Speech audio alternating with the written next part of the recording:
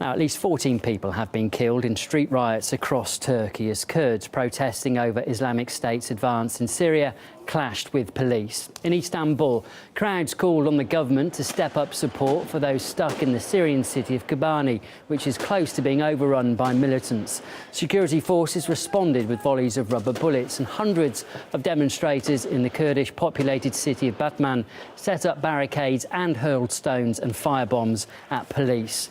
Riot squads hit back with tear gas and water cannon.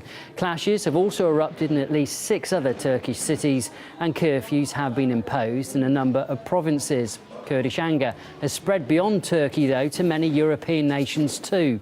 In Brussels, for example, dozens of Kurdish demonstrators burst into the European Parliament on Tuesday, demanding EU military intervention. In Germany, home to the largest Kurdish population in Western Europe, around 100 protesters blocked the rail tracks at Berlin's main station. They also clashed with supporters of Islamic State armed with knives and machetes. And at least 14 people were injured and taken to hospital. There were similar demonstrations in Paris, where people rallied outside the Elysee Palace. And in the Netherlands, a crowd of Kurds stormed the Dutch parliament in The Hague, warning that Kobani could be facing genocide. Well, we're seeing live pictures here now from London. Protesters there waving Kurdish flags and announcing the Islamic State advance. And on Tuesday, hundreds marched in support of the Kurds in central London, and a crowd gathered also at Heathrow Airport. One Kurdish activist told us they're angry with Turkey over sending weapons to terrorists across the border. If Turkey is going prevented ISIS to take Kobani, they have to be supported and cooperate with the Kurds on the ground and to support it. The only thing the Kurdish forces asking Turkey to do, not to intervene, just to stop facilitating and sending weapons to ISIS group, because we get till now 45 ISIS wounded people have been treated in the hospital, while the Kurdish fighter and civilian are not allowed to cross border. Kobani is located just a stone's throw away from the border with Turkey, and Ankara says it is about to fall into the hands of the jihadists. That's despite the US-led coalition carrying out more airstrikes.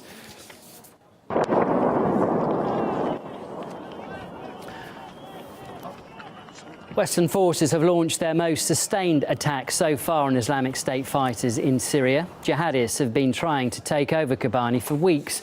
Local Kurdish militias are so far managing to retain control of the city centre, but 2 black Islamic State flags are already flying over the city's eastern edge. The 3-week assault has cost a reported 400 lives and forced up to 200,000 people from their homes. RT spoke to one of those who managed to escape.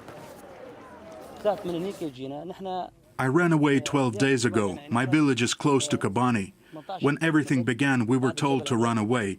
My uncle, who is 80 years old, was unable to come with us, and he was killed by Islamic State in his home. We then walked all the way to the Turkish border. But Recep Tayyip Erdogan and his soldiers didn't allow us to cross the border. They were also killing us. Generally, they are the ones that are responsible for everything that's happening to Kurds now. It was Turkish soldiers that killed many of my friends. There are not a lot of us left, the Kurds.